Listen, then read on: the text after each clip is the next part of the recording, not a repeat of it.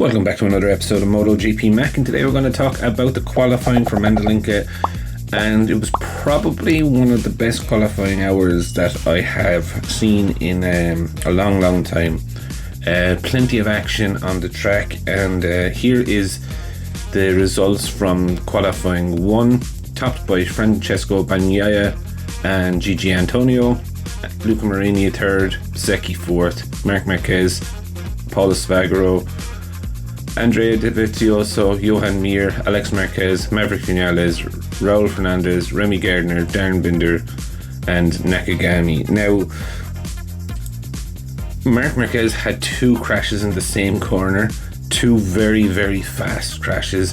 The track conditions are, there is still a bit of dampness in turns 2 and turns 5, but the track was just pure greasy. The tyres that they have brought, that Michelin have brought, are kind of a harder carcass, just to say, to deal with the higher temperatures. However, a combination of the track and the tyres, the grip just isn't there. So it's definitely going to be a fun race tomorrow with trying to manage both of those, the grip and the track temperature. But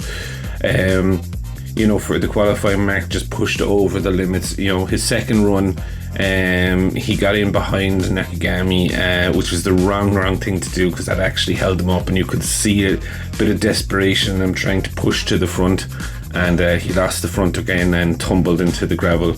Hopefully he looked uninjured, but you could see straight away in the tumble that he started to protect the arm and the shoulder. So while I know he says he's fully recovered, I still have my doubts that there is still something there.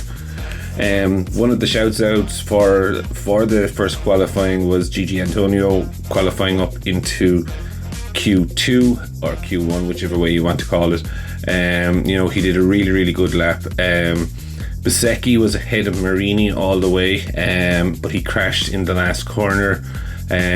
So Marini is finished on top, but it does bode a good race for him as well tomorrow. He's far ahead of his other rookies. Qualifying 2, Quartararo, Martin, Zarco, Binder, Bastianini, Bagnaia, Oliveira, Rins, Jack Miller and Paul Espargaro were your top 10. Gigi and Franco Morbidelli completed the top 12. Franco had a big fast crash, so I didn't really expect him. I think he's going to be quite sore tomorrow. Gigi Antonio did a solid lap again. Alex Espargaro crashed with 2 minutes to go out in turn 10. Miller never really got going. He had 1 lap, or maybe he got 2 laps in, and he got balked on his first lap. I think he had no time set. Solid again from Oliveira. Bagnaia was up in second until about 2 minutes to go, when Martin, Zarco, Binder and Bastianini all came across the line. They were never going to threaten Quartararo's time, but he just slipped down the order.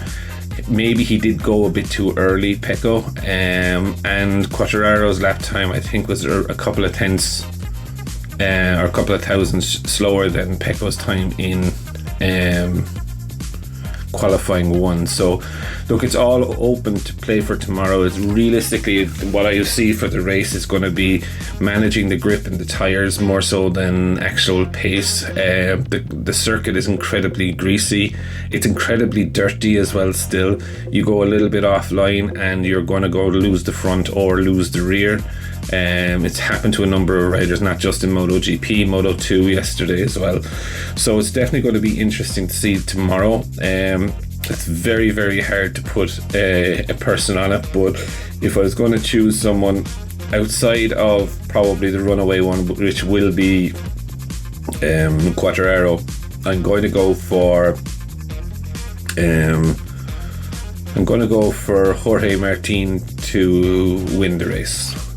So that's it for me for today. I'll be back again tomorrow after the race to share my thoughts or my apologies for getting it wrong. Until then, see you soon.